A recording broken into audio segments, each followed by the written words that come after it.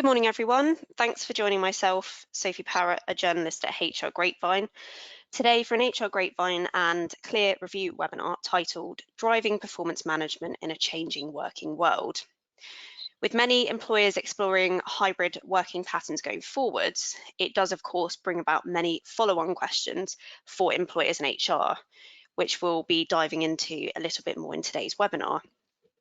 So I'm delighted to be joined by Nick Gallimore, who is the Director of Talent Transformation and Insight at Clear Review, who will be talking about this more in today's presentation. Just before we get started, though, a bit of housekeeping. We'll be launching a couple of polls throughout the duration of the webinar, so please do get involved as and when those pop up on the screen. There is also a question function in your toolbar at the side where you can put forward questions to our speaker, and I'm sure he'll be happy to answer those when we get to the Q&A session at the end of the webinar. But without any further ado, I'd just like to hand over directly to Nick to discuss the topic further. Thanks very much for the introduction, Sophie, and a very warm welcome to all of you. Thanks for joining us this morning. As Sophie said, my name is Nick Gallimore. I am Director of Talent Transformation and Insight here at Clear Review. I've spent my entire career pretty much helping organisations with their talent, whether that's hiring the best people, or more recently, that's more focused on how to get the best from their people. And hopefully I can shed a little bit of insight today onto what I'm sure we'll all agree is a very hot topic. For those of you who are not familiar with Clear Review are a best-in-class performance management software business. We are part of the Advanced software group of companies. Advanced is one of the UK's largest software companies, providing a range of solutions across the enterprise. I promise today is not a sales pitch at all. It's not the purpose, but I will share a little bit more about the Clear Review ethos, particularly around performance management as we go through today's session. Now, obviously, today we're here to talk about hybrid working. We're here to talk about the future of in particular, performance management as concerns hybrid working.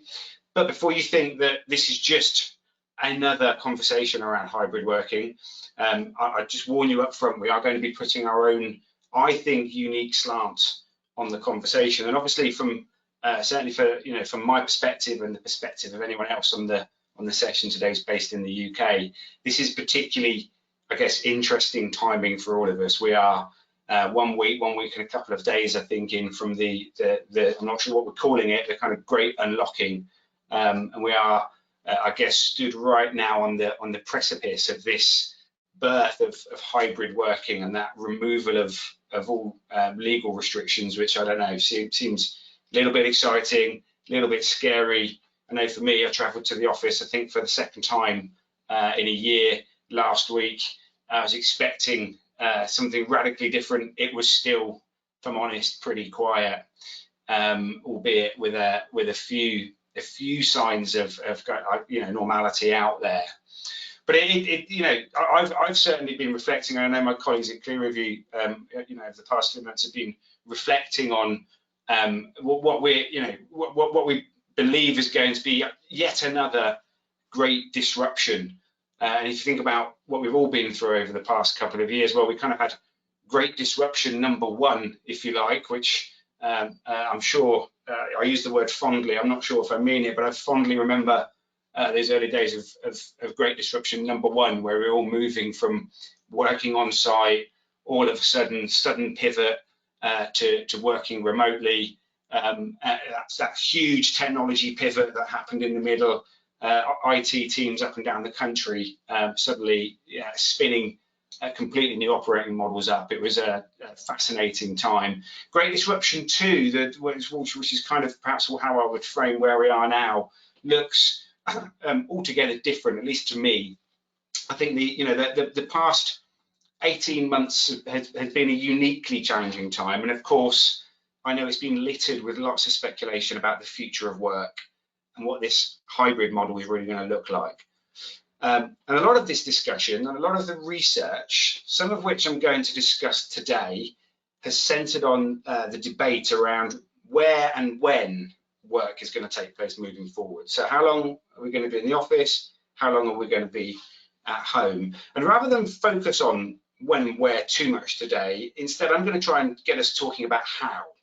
And particularly I'm going to argue that it's the question of how is work going to happen moving forward that gives us I think the real answer to some of the significant challenges that are being presented to us now.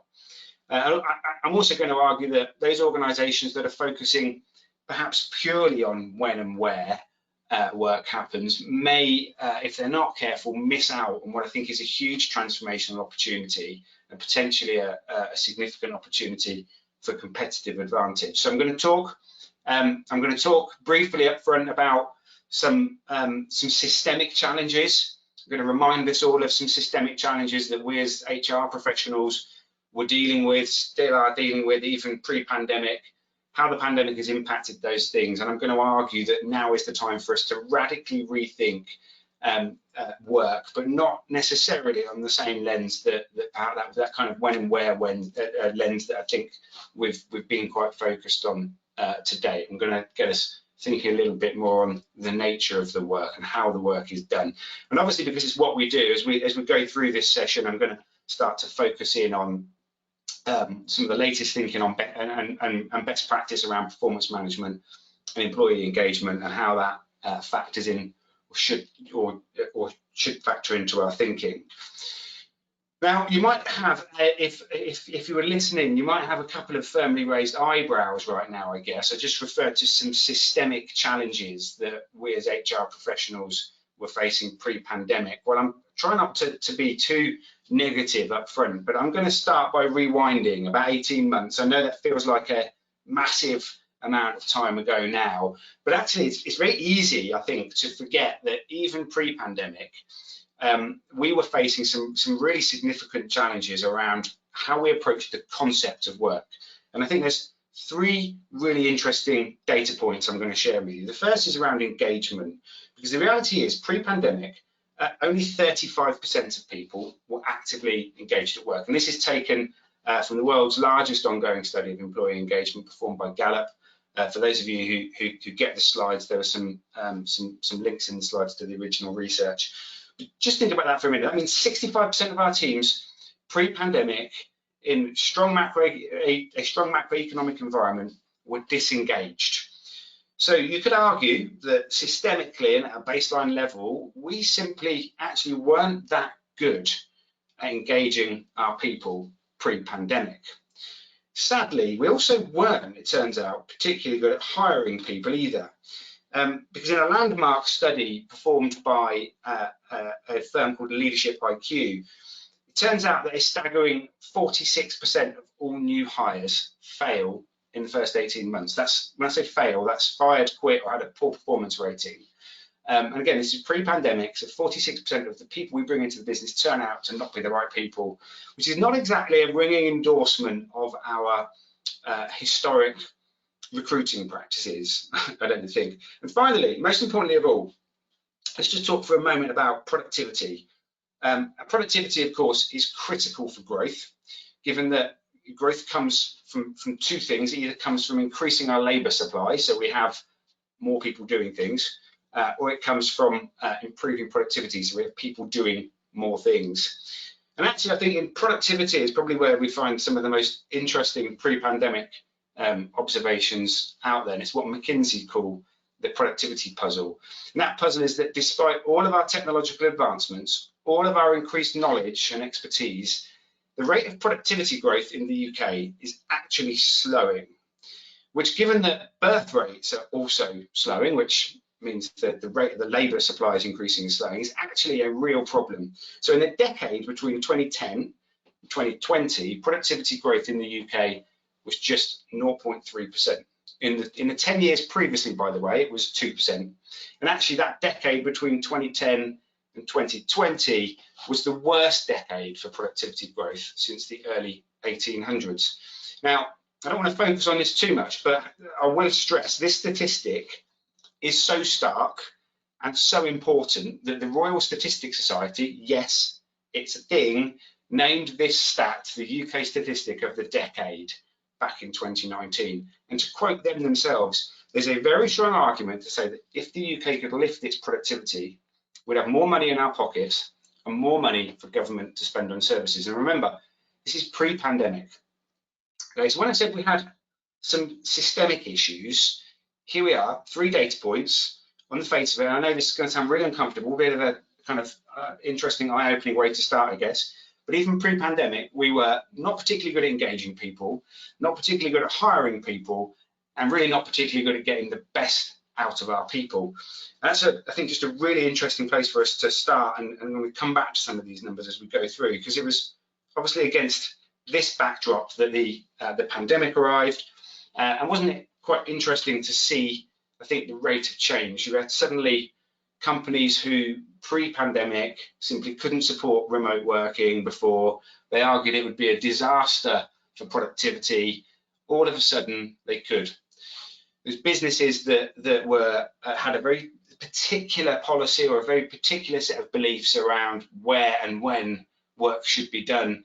We're kind of forced to have those beliefs challenged at policy level. It was effectively illegal to go to work after all. And this was, for me, a really interesting, I guess, period of time to be an observer on. It was what happens when some of those baseline assumptions, bear in mind those baseline assumptions which were driving 35% engagement, 46% hiring failure rate, and 0.3% productivity growth. What happens when they're challenged? And actually, it turns out that sudden flip from remote working to on-site working pretty much has been a success. So here's a chart and a stat from PwC, which shows that actually both employers and employees on the whole believe that this remote working, the great remote working trial, has been successful. And interestingly, if you go back to Gallup, actually, so that the last year, that year that we've all been in this extended period of remote working, according to Gallup, again, who provided the stat from the last slide, was actually also at the same time, the last year brought about the first rise in employee engagement that we've seen for a long time. With post-pandemic, immediately post-pandemic, what I say post-pandemic, I know I'm being a bit glib. So hopefully you kind of know what I'm referring to there. As we come out of the pandemic, we've got a whopping 40% of us now feeling engaged at work. So you've got employees seem to be saying this has worked. More of us feeling engaged at work. It kind of feels like there is this business case for flexible working. It's pretty much feels like it's a bit of a slam dunk. It's been an interesting period of time, but it looks like it's been successful. Important to stress, just before I go too much further, that although quite a lot of what I'm going to talk about today is focused, and you might have picked up on this already, it's focused on those of us working in offices, in kind of white collar environments where we've been kind of forced to think very differently about where and when. Actually, there have been other sectors of the economy which have actually been forced to perhaps make some more fundamental changes to their businesses. And actually, when you think about it, you dig into it, they've been forced not just to think about when and where work gets done, but also how work gets done. So, for example, the hospitality space, which, you know, certainly in the UK at least, we saw lots of organisations very quickly pivot to move away from sit-in services to home deliveries or in the retail space where had that acceleration of moves to e-commerce models. And actually what you find, and if you observe these spaces, it's those businesses that are able to really quickly adapt and change the way work gets done who did well. Those who were not able to adapt the way that work gets done, perhaps not so much. So hold on to that thought as well. So hold on to the 3 baseline systemic numbers I shared with you a minute ago, and hold on to the idea that those businesses actually that were agile, where they had the opportunity to and changed and thought about how they worked, not just when and where, were the ones that flourished. So conscious of the fact that I've just talked at you and I've thrown a number of quite stark numbers at you. So I think I'm going to just switch things up for a minute. I'm going to try, take a bit of a risk, try and get some audience participation involved. So I hope you'll go along with me on this. And I'm going to get you doing a poll. And to do that poll, I'm going to hand back to Sophie, I hope, who's still with us. Yeah. Thanks, Nick. Yeah, so I'm just going to launch the poll for you guys now. So as you can see, the question is, what approach is your organisation planning to take in relation to hybrid working? Obviously a hot topic in HR and world of workspace at the moment. So there are 5 different options for you there. So fully remote, fully on site, company has laid out an expected home office split, down to employees, or we're still working on it. So I'm just going to give you guys a little bit of time to cast your votes. Nick, before we do obviously reveal in a few moments the results of this, is there anything that you think might potentially come out on top, or even be at the other end of the scale? I think I'm going to share some stats from a report that we're going to be publishing next week. So we'll spin this round. So my hunch would be we're going to get quite a broad spectrum of answers. I reckon. I'll be surprised, and I've been wrong many times, to be fair. So if we get a really strong one answer, I'll be a little bit surprised. I guess that's my hunch, Sophie. What do you think? Well, I think I agree with you. I definitely think lots of companies are taking a broad, I guess, approach to the future of work. I don't know. I think potentially remote or on-site could be the most popular, but I may well be proven wrong in a moment. So I'm just going to close the poll and then share the results. Okay, so we've actually got, the company has laid out an expected home office split that came out on top, Nick, with 51%. So that seems to be the front runner there. Then we've also got employee choice at 24%, and 22% say that they're still working it out. No one has voted for fully remote, and 3% have voted for fully on site. Okay, you so say I guess 3% is there any... fully on site. Interesting. Yeah, 3% fully on site. Very, very interesting. So there you go. I've told you I've been wrong before. I'm wrong again. So stranger things have happened. So we've got lots and lots of people. Now, I was very careful how I worded some of these answers, actually, because I wanted to make it clear that the third option, company has laid out an expected home office split and employee choice, were different.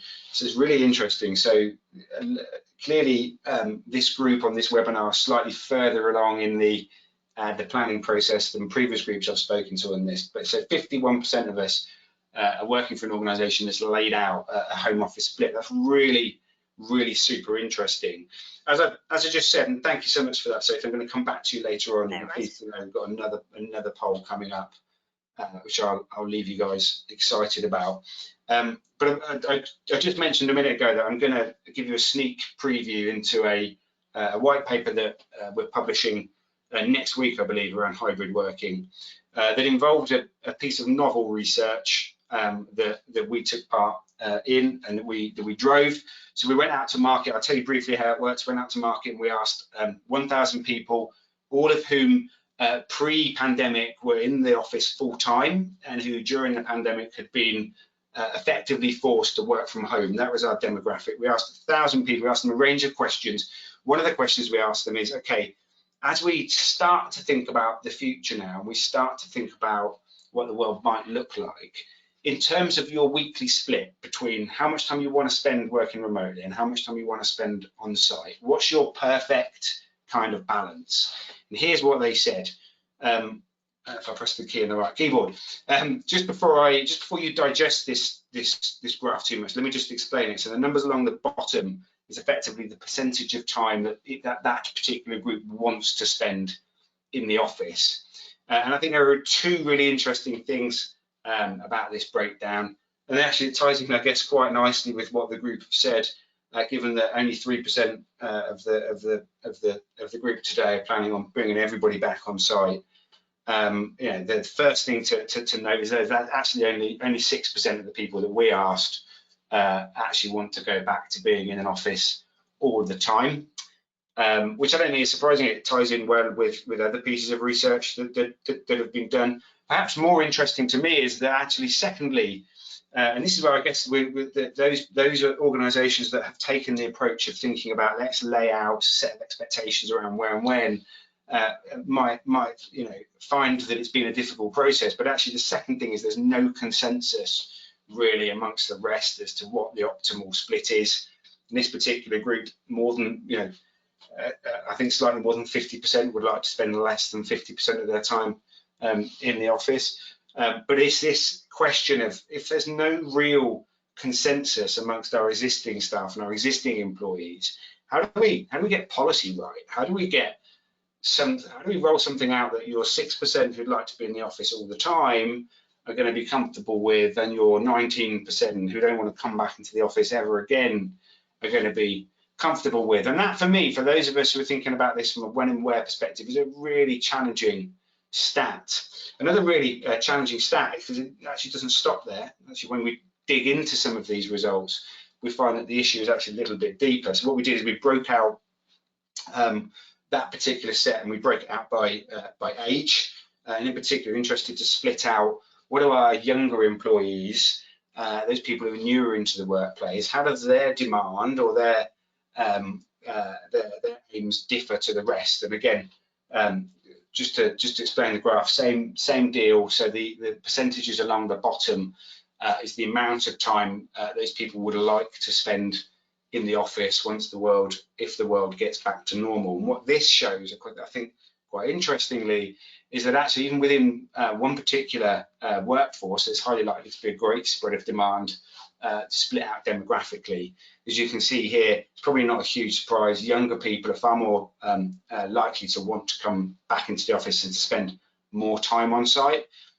Shouldn't be a surprise. Most of the people, I think, in that particular age group are either thinking about their learning, their home environment. It's probably more challenging for them to work at home, and equally for their learning and where they are in their career, they're a much greater requirement for learning. Obviously, 70% of what we learn from other people, right? So it's probably not a huge surprise.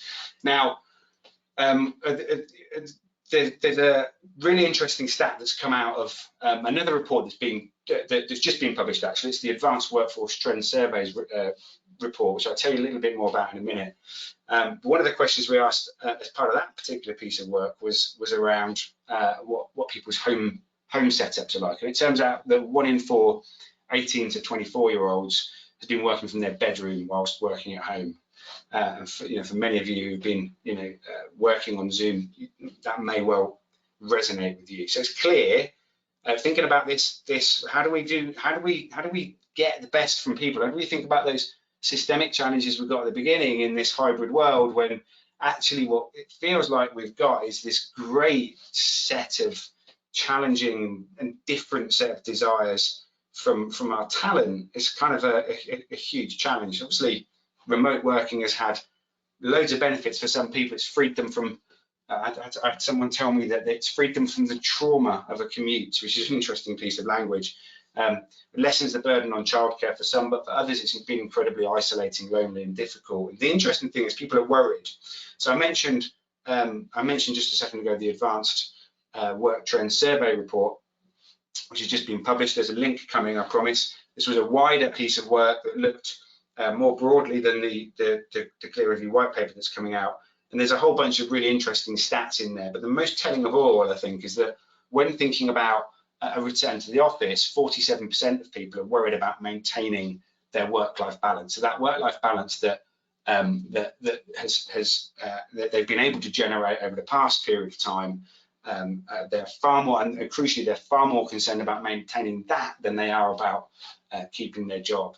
And this, for me, really calls out a kind of something I don't think we've seen before, particularly when it comes to remote working, which is a sense of confidence in the talent market. Workers have proved that flexible working works. They're prepared to go and look for it, and that I think is a really interesting and stark stat. So we've got this interesting set, an interesting picture. Hopefully, I've painted. We've got systemic issues in the background. We've got pandemics come along. It's fundamentally changed where and when we work, and actually policy, we think, is going to be really difficult. And if you think about it, just to slightly deepen us, there's the link I've promised to the Advanced Survey that I just referred to. But just to make this picture a little bit more challenging is and what makes it more difficult is the risk of getting it wrong. Now, there's been a number of studies that have looked at what I'm calling attrition debt. I think others now in the industry are calling it the turnover tsunami. But it's this idea that actually that there is a lot of pent-up attrition, people set to leave, sat within our organisations. And those of you on the call today who are in the talent space can't have escaped your attention that the market is currently super hot out there. There's an awful lot of movement going on. Now, this attrition debt that I'm just calling out, that turnover tsunami, to a certain extent, that's made up of people who would have left during the pandemic, but they decided not to. They waited out, wanted to see what would happen in the market. To another extent, it's those people who will be put off by their current employers, by their hybrid working approach. But here's a few more numbers just to heighten the sense of where we are. According to the Achievers Engagement and Retention Report, as many as 64% of people currently in our organisations are considering moving jobs. That's a huge number of people wanting to go out to market. And according to the Microsoft Work Trends Index report, it is double what is normal. So right now you've got a situation where job switching intent is nearly doubled. So really interesting picture, right? So systemic issues, difficult, need to design a hybrid working policy, very difficult to map talent demand. Risk of getting it wrong is quite significant because getting your talent demand and getting your kind of policy correct is kind of tricky. Actually, we're already sat on quite a lot of pent-up attrition. I know the last 18 months has been pretty challenging to work in HR, but I get the feeling, and I'm hopefully not making anyone too miserable, but the next 18 months is going to be really, really interesting. So probably not a surprise then when we look at, again, looking at hybrid through the lens of when and where it gets done. Got that situation where policy is almost impossible to create, cost of getting it wrong is significant. It's probably not a surprise that if you look at what other companies are doing, it's a bit of a mixed picture. So Deloitte, who they've decided best thing to do, back to my poll questions, they would have answered it in a particular way. They're letting staff decide where, when and how work gets done following what they call the success of remote working. Goldman Sachs, been in the press, they're taking, let's say, the opposite approach. Remote working for them is an aberration. Now, there's loads of press around Goldman's piece. There is something in here about that innovative apprenticeship culture that need to help people to learn. How do we learn remotely? I don't think we've got to the bottom of how we do that. 70% of what we learn is from other people. So, but interesting, they're taking the opposite approach. And meanwhile, Apple, when they unveiled their hybrid working plan, which involves staff being in the office 3 days a week, their staff said this: over the last year, we often felt not just unheard, but sometimes actively ignored.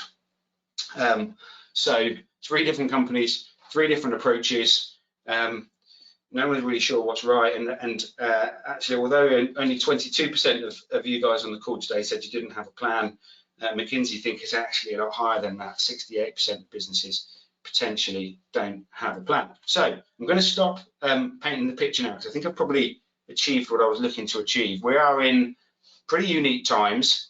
We've got this low baseline level of engagement, history of poor hiring decisions, low productivity growth, lots of talent demand for a different way of thinking about working, but that demand is very different from person to person.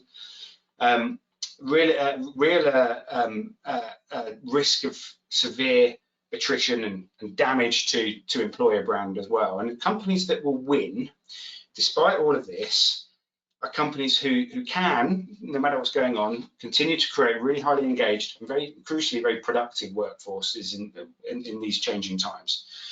And the question is how do we do that? And what I'm going to give you for the next 20 minutes or so is the clear review opinion on how do we win. Now, the first thing I'll stress is that this problem of how do we win seems, I think, very hard to solve when we paint it through the lens that I've painted it on this morning, which is through the lens of when and where work gets done. When you do that, the situation is pretty frustrating. We've got, the reality is the arbitrary rules about when you should be in the office and when you shouldn't. They're still arbitrary. They're difficult to manage. You're going to have lots of requests for exceptions. It's going to be a challenge. Truly flexible approaches a la Deloitte, that kind of makes it difficult to plan facilities and office space. That technology that we've got that's designed to support remote working wasn't designed for hybrid. So if any of you have tried to have a meeting yet with half the people in the room, half the people on Zoom, it's kind of, it's an interesting challenge. And equally, from an inclusivity perspective, how do we make sure people are part of decisions, feel truly part of decisions, despite the fact that they might not be in the room on the same pattern as everybody else? Now, we think that the way to win with hybrid is to use a different lens and ask a different question. It's not about when and where the work gets done. That's actually not for us to talk about, but actually for us to focus on, okay, what is the work and how does the work get done? And to explore this idea a little bit further, I'm going to dive into the field of well-being and engagement.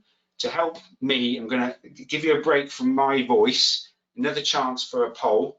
So Sophie, I'm going to come back to you, hopefully, all being well. Yeah, thanks, Nick. I'm just going to launch that for you guys now. So the second poll is, what effect has the pandemic had on your organisation's approach to wellbeing? So we've got wellbeing is not a specific focus of ours. We've recently started to measure employee wellbeing, and we are focusing strongly on wellbeing. We were focusing strongly on wellbeing before the pandemic. So I'll just give you guys a little bit of time. But as we did with the last one, Nick, is there anything that you are perhaps anticipating to come out on top, or any common themes that you feel that we might see with the responses here?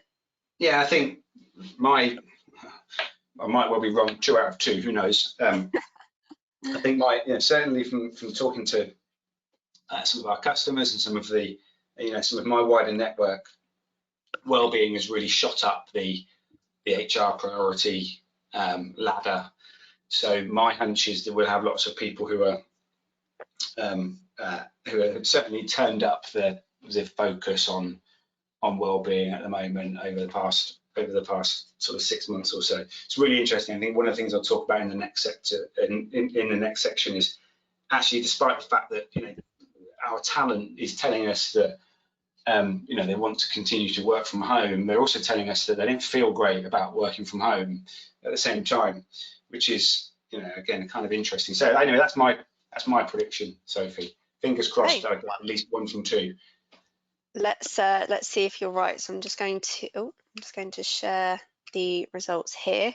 So we have got, actually, this is quite interesting. We've got a little bit of a tie. So 49% for we've recently started to measure employee wellbeing, and also 49% for we were focusing strongly on wellbeing before the pandemic hit, and then just 2% for wellbeing is not a focus of ours. Okay, really, yeah, no, super interesting and great to hear.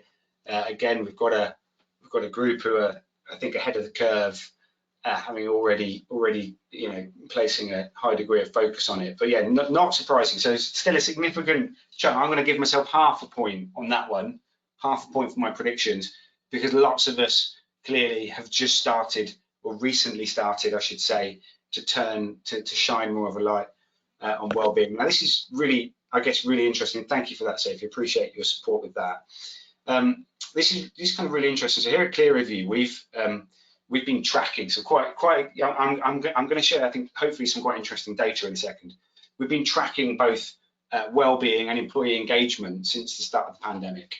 And actually, what we've been able to work out is what impact changing work demands, and in particular, what impact the wider experience that we've all had has had on our well-being at work. So I'm going to share a graph with you now, and I'll just take a minute to explain it. So within our platform, there are a number of different conversation types that employees and managers can have, and I won't go through it all. But one of those conversation types is a well-being conversation. And on this graph here, I've tracked since this is kind of January 2020 to April 2020, so the first kind of that first chunk of pandemic time.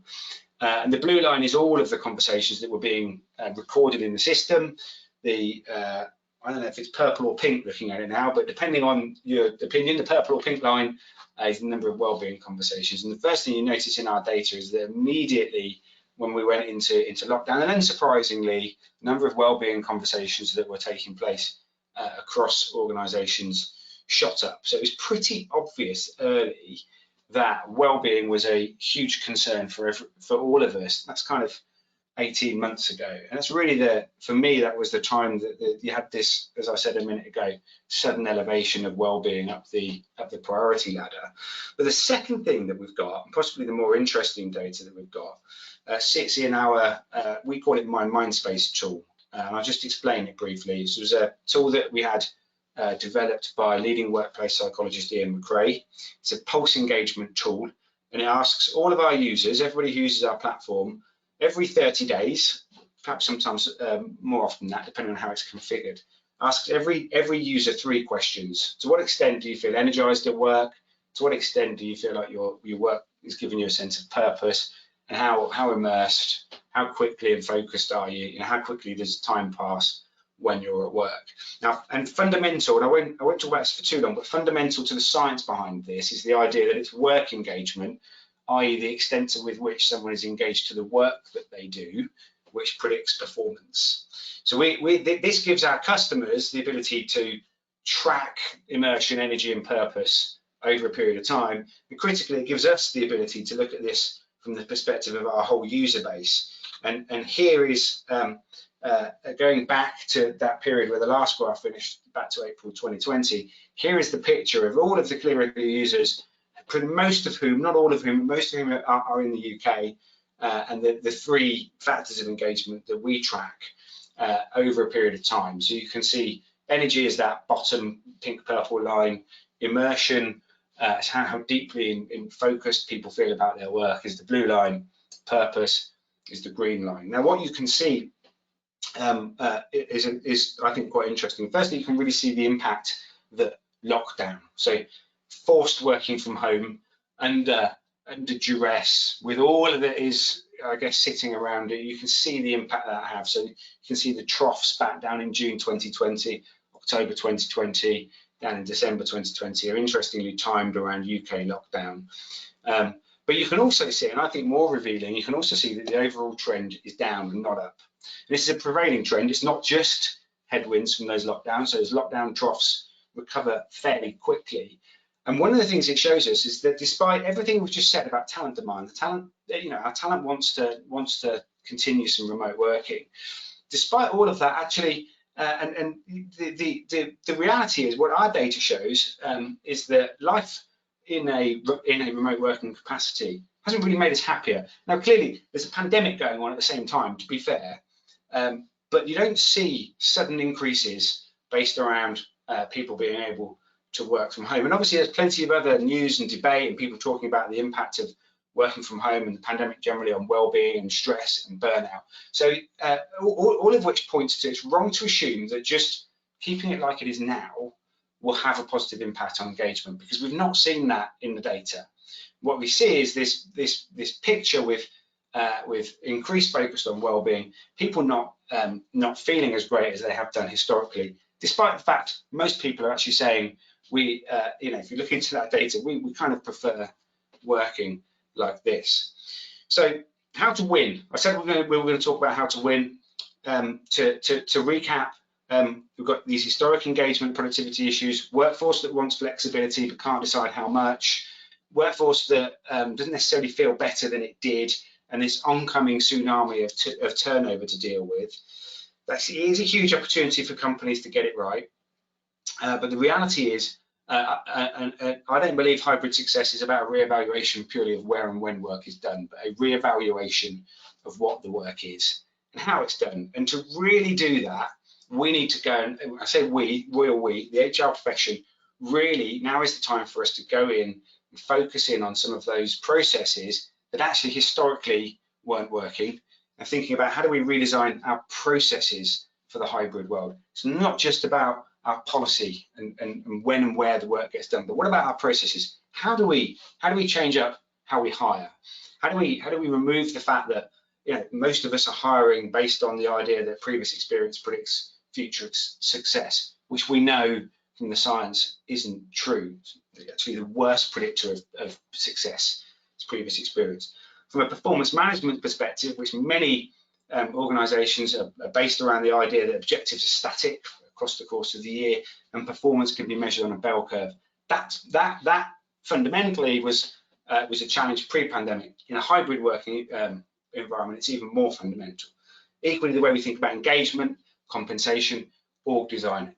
For me, it's these processes that will lead to hybrid success, not policy. So back to that question of how do we solve it? And here's a nice way of me articulating the point that I'm about to make as I walk you through a model in a second. At the heart of all of this, at the heart of everything that we do are your people, our people. And I believe they're trying to tell us three things right now.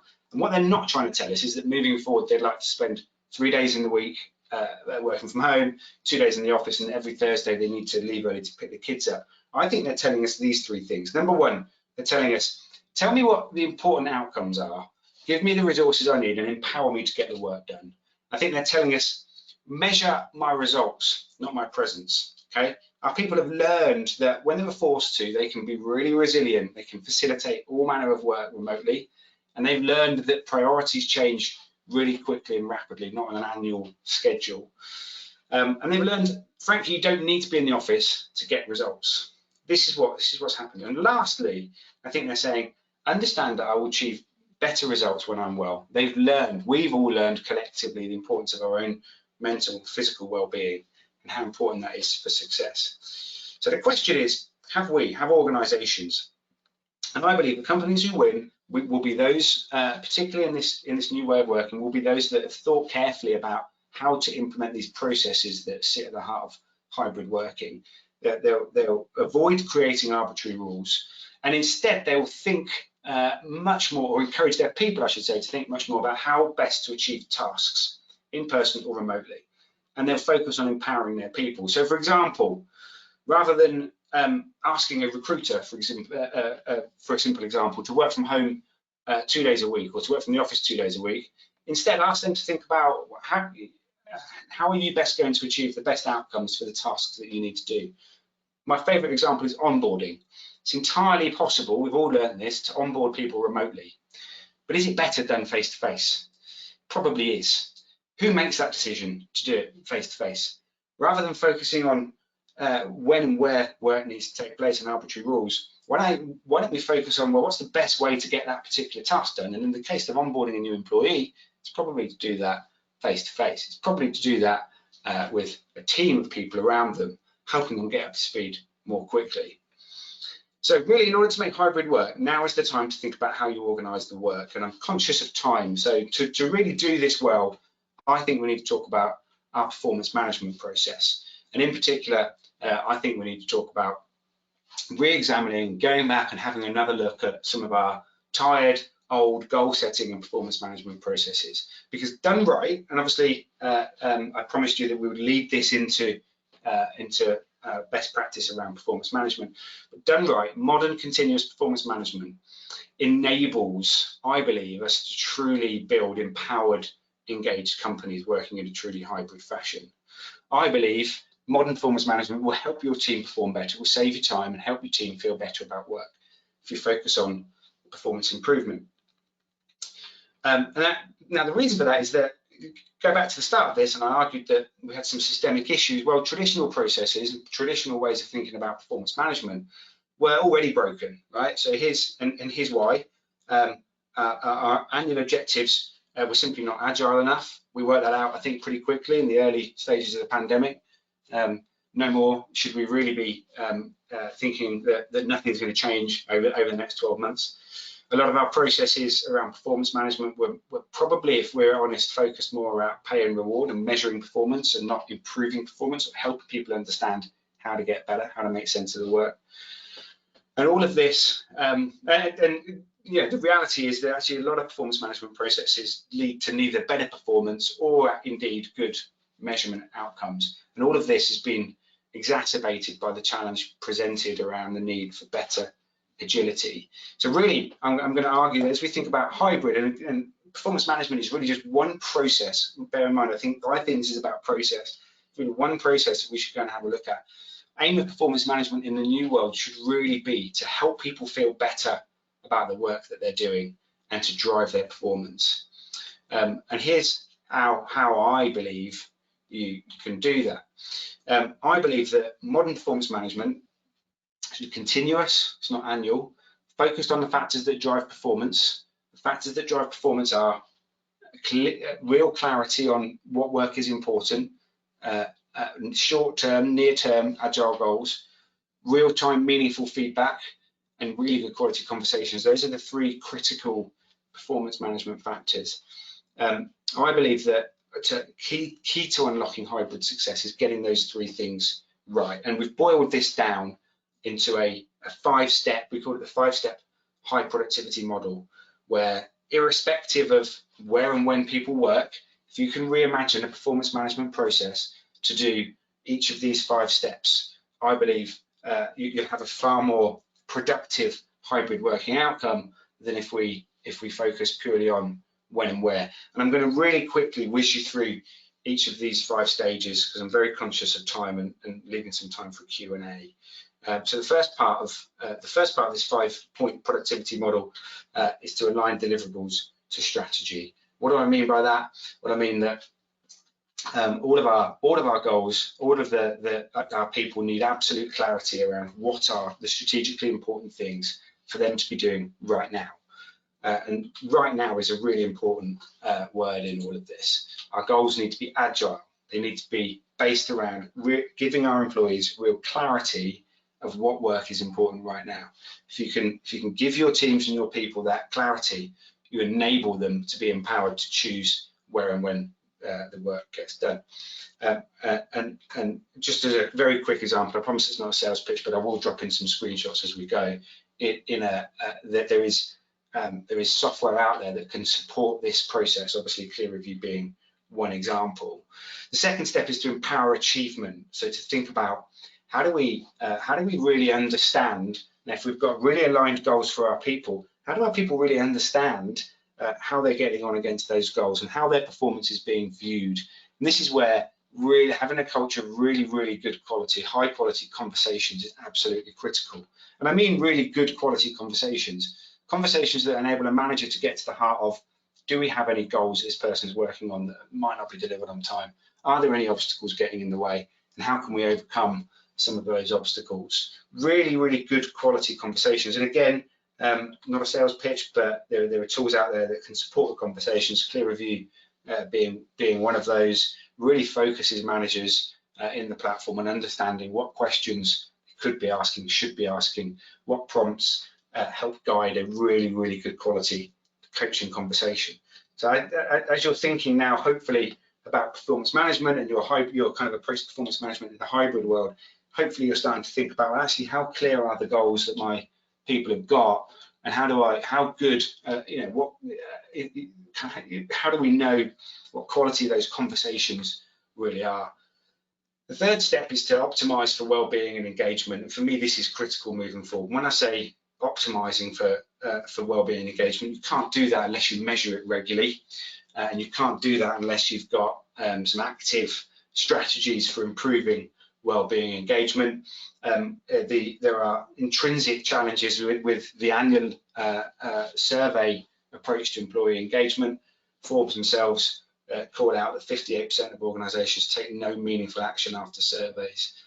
There are millions of pulse engagement tools out there on the market. I actively encourage those of you thinking about hybrid and process for making hybrid work to go out and have a look at how easy some of these tools might be to get into your organisation. Imagine being able to spot in real time a sudden dip in engagement over the course of a month, week or year. It's a real game changer in terms of how people think about engagement. Fourth step, 4 out of 5, so nearly done, I promise, in that high productivity model is recognise contributions. What I mean by recognising contribution, I really mean doubling down on feedback. We know that productivity, performance and engagement is 14% higher in organisations that really foster recognition, as long as that feedback is meaningful, clear and specific, and it's in the moment, and it provides that recipient with real written understanding and knowledge of the results of their contribution. Again, oodles of software tools out there. ClearReview is one, and here's a screenshot of how ClearReview handles feedback. And lastly, in that model, real success when it comes to performance management in the hybrid world, or in any world, I should say, comes from reflecting and revising. The ability to bring all of those different facets together, the idea of continuously having feedback every single day, understanding what impact you've got on your work is having on the organisation, having an opportunity to have a reflective conversation with your manager and enabling a culture where reflective conversation is possible. And lastly, not forgetting having the ability and the organisational focus and clarity on targeted performance development goals. Now, I'm very conscious of time, so I'm going to start wrapping it up, and I appreciate I've just really gone quite quickly through that model. My aim today was really to ask a few questions in a slightly different way, get us thinking a little bit more as HR professionals around process, not just around policy when it comes to hybrid. There is oodles more information around performance management and some of the science behind performance management, how you go about changing performance culture, available on our absolutely free to join and free to use academy. I'll leave the slide up on the screen. It's academy.clearreview.com. As I said, anyone can join. It's a very deep set of learning and kind of useful educational collateral that will help you think about performance management in a slightly different way. And I'm very conscious of time. So Sophie, I'm going to hand back to you. It's been a pleasure talking to you all today. Thank you very much. And I'll hand back to you, Sophie, to see if we've got any questions that have come in. Yeah, thanks, Nick. We'll try and get through as many as we can in the last couple of minutes. So I'll just dive in with the first one, really. So do you see the turnover tsunami you referenced to as being long-term? And the person that wrote in said this is something that we're seeing in our business. Short answer is no. But I think it, unless, of course, I'm assuming when I say no that we don't have, touching anything wooden I can find in my office, we don't have any more changes to daily life. So short answer is no, I don't believe it will be. I think a lot of what we're seeing right now is, I think it'll come in two waves. I think the first wave will be this kind of attrition debt concept that actually people last year, sort of 12 months ago, didn't feel confident enough really in the market, and now they do. I think there'll be a second wave when the reality of hybrid working policies hit home and people realise, actually, do you know what, this doesn't fit. The working practices I'm being asked to do don't fit with my life anymore, so I'm going to go out and look for anything else. But I think once that settles down, I don't see any reason why it would carry on. But I do think it's important to get your approach to hybrid and your message around that into your employer brand really quickly, so that your current teams understand it, but also obviously future hires understand it as well. Okay, thanks, Nick. The next one is, so our organisation has already gone down the route of setting a policy, which is that everyone, excuse me, must come into the office on Mondays/Tuesdays and one other day, with the rest of the time being flexible. We're getting lots of requests for exceptions and changes, and some people are not quite happy about it. The person says, is it too late for us now to kind of think again and I guess reconsider the route down this policy? No, absolutely, it's not too late. I think obviously without knowing the background of how the organisation set that policy, it's difficult to give some really specific advice. But I mean, on a general front, no, I don't think it's too late at all. I think ultimately it's easy for me to stand here and say that, look, this shouldn't just be about policy, it should be about process. That's really easy for me to say, and that's much harder for us to do in practice. I think if you haven't done so already, my recommendation would be ask your teams, ask your staff to explain what their expectations, their aspirations are around amount of time spent in the office. Just try to see whether the data you get back matches or fits the data I shared earlier on, and whether there are any obvious areas where you could calibrate what you've already communicated. So I don't need to do it. So if you've not done that yet, I'd recommend you go back and do that. If that's something that you've already done, the organisation is still committed to taking policy approach, that's when I would really be looking quite hard at the moment around process, and how do we optimize process to make this the best we can. Okay, thanks, Nick. And we've just got time for one more question. Cool. Someone's written in saying, how do you think we can manage the expectation for physical presence needed for collaboration, relationship building and innovation? They've said as claimed by leadership. What are your thoughts on, I guess, managing that expectation? I think for me it goes back to I would always take that question back to the task. Okay, so and what is it that we're trying to achieve? So I think you said in the question this is a perceived question from leadership.